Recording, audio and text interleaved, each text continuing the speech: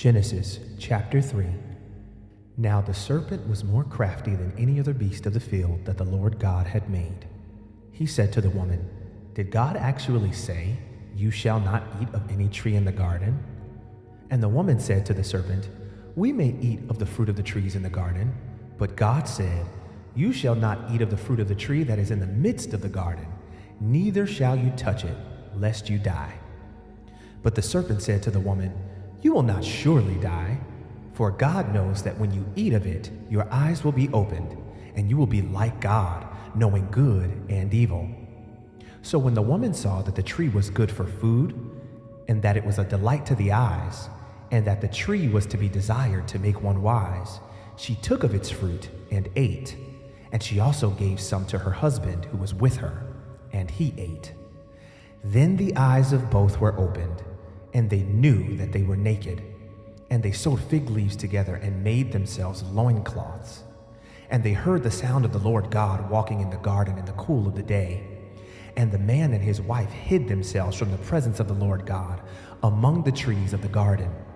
But the Lord God called to the man and said to him, "Where are you?"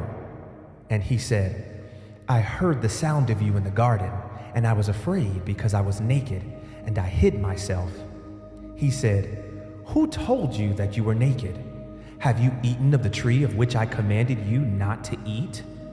The man said, "The woman you gave to be with me, she gave me fruit of the tree, and I ate." Then the Lord God said to the woman, "What is this that you have done?" The woman said, "The serpent deceived me, and I ate." The Lord God said to the serpent, "Because you have done this, cursed are you above all livestock and above all beasts of the field. On your belly you shall go, and dust you shall eat all the days of your life. I will put enmity between you and the woman, and between your offspring and her offspring. He shall bruise your head, and you shall bruise his heel." To the woman he said, "I will surely multiply your pain in childbearing. In pain you shall bring forth children. Your desire shall be for your husband, and he shall rule over you."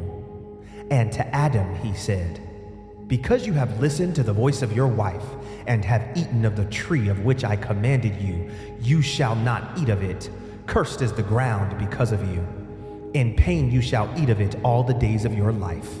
Thorns and thistles it shall bring forth for you, and you shall eat the plants of the field.